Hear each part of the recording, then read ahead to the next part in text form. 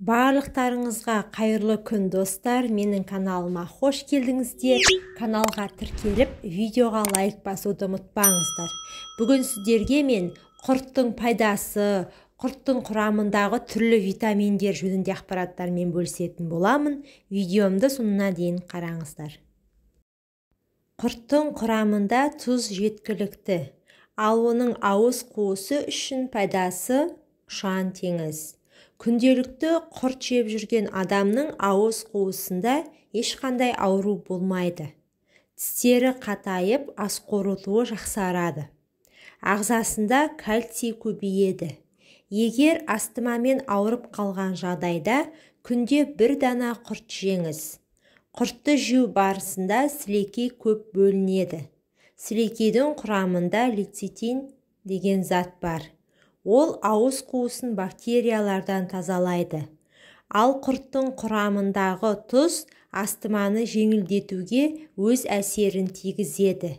Әрі құрттың арқасында ас қорытуы жақсарады.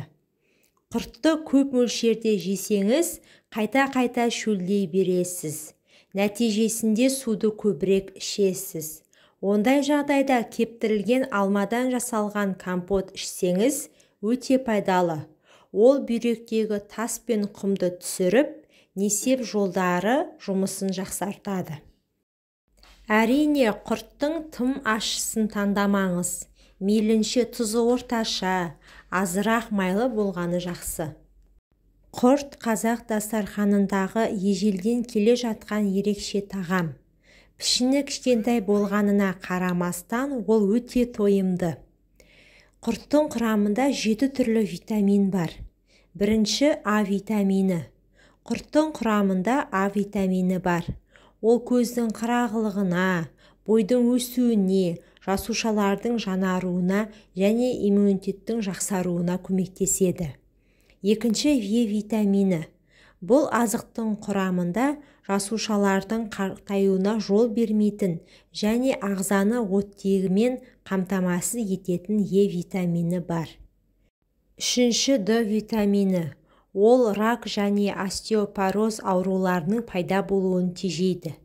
Қазіргідей күн қысқарған уақытта ағзада Д витаминіне деген қажеттілік туындайды.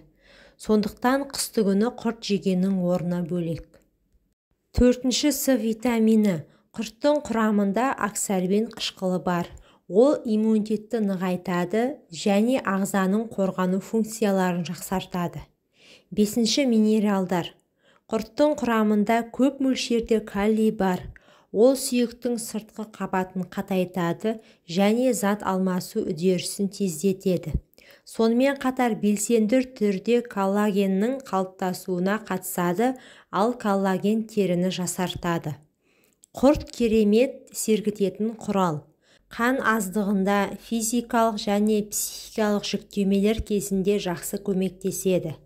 Алтыншы микрофлора. Құрт ішектің микрофлорасын қалпына келтіруге оң әсерін тигізеді.